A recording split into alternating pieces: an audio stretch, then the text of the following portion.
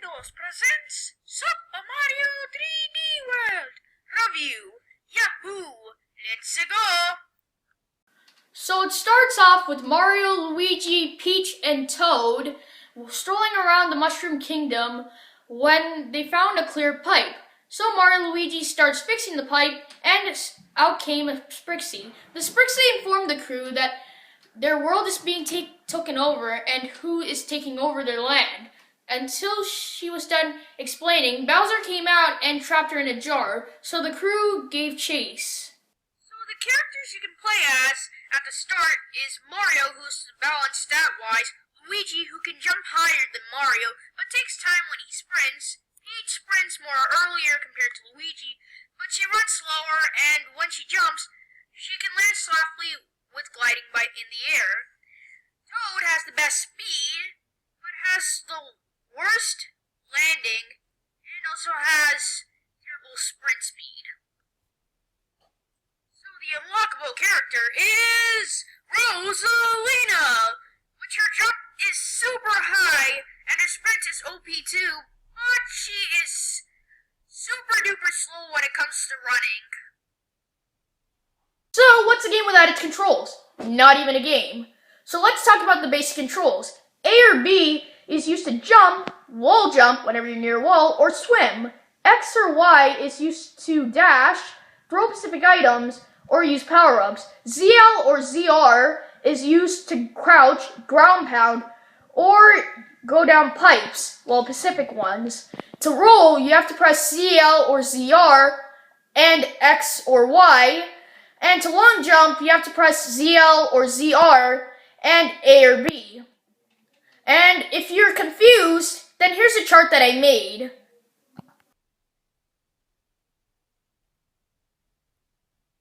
Now let's talk about the iconic enemies and some new enemies that are new to this game. And since there's a lot of enemies, like too much, let's just talk about like 3 from each. So the new enemies that were added that are memorable to me is Hop Chops, Walleyes, and Guplops. And recurring enemies are the Boos, Goombas, and the Bullies. What's a Mario game without power-ups? Probably just a generic old Mario Brothers. But let's talk about the power-ups. So some of the power-ups I know is the Super Mushroom, which makes you big, the Tanuki Suit, which makes you tail whip to attack people and float around in the sky, the Superstar, which makes you invincible for a little while, the Fire Flower, which makes you throw fireballs, the Boomerang Flower, which is used to throw boomerangs, the Lucky Bell, which is used as the same way as the cat suit, but this time you can do a special ground pound, the Invincible Leaf, which makes you the Invincible Tanuki, which gives you the abilities of the Invincible Star, but also gives you the powers of, the Tanuki suit. The Mega Mushroom gives you the power to be gigantic, and the Masked Goomba gives you the ability of avoiding Goomba attacks.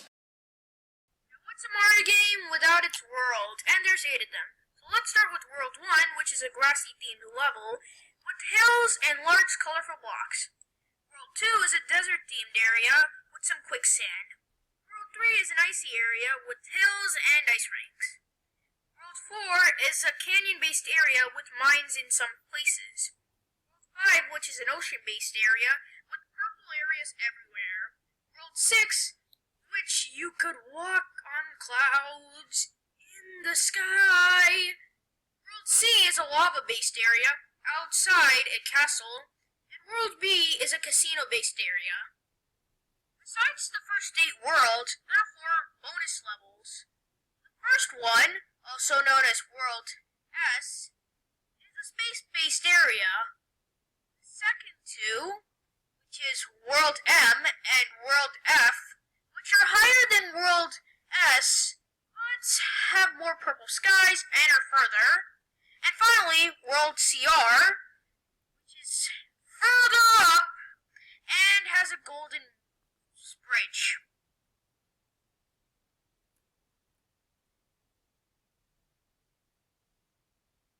What's a Mario game without its bosses?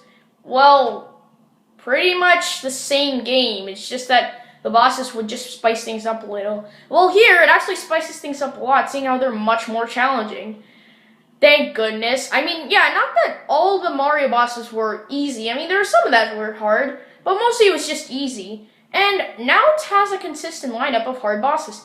Like Bowser, which turns into Meowser, Bomb Bomb, Pom Pom, Histocrat, Queen Histocrack, King Cactac, Blob Boss, and finally, Prince Bully. They are all pretty challenging, and they all have a different array of patterns, so none of them just feel the same thing. And also, they have different strategies of like each time you beat them. So if you hit them many times, they'll change their formula. You know, like some bosses, but it's for every boss in this game, and I like it. So I really think it's a good idea. Meet Captain T, or Captain Toad, which is a playable character in some levels. His objective is to find 3 stars, and unlike the normal levels, which is just optional, it is mandatory. The scope of the levels are kind of this blocky area, like Fez, but in a 3D scope. And you can't jump because of your big fat bag. Normally it would go inside and outside the block, and normally just explore and find all stars. These levels are optional and not meant to, like, finish the game, but if you want a little time waster, it is pretty fun. Here are some opinions I have about the game. So, some cons I have is that there's no optional split screen, which I think is a nitpick because, well, it works fine without it, but I really want it, like, just for, like, an option. The next thing I have a problem with is that it has the generic level architects. It's pretty generic, like a lava base level, a grassy base level, a water level. It's just the same thing. I mean, I don't really have that much of a problem with it, but it's pretty just generic. But I do have more of a problem with it instead of the split screen where I had just somewhat of a problem with it. And the final con I have is that if you're playing with friends, it can kind of be a pain. So if you have good friends that are good at this game and will follow you the right way, then that's good. But if it's not, then I'm sorry.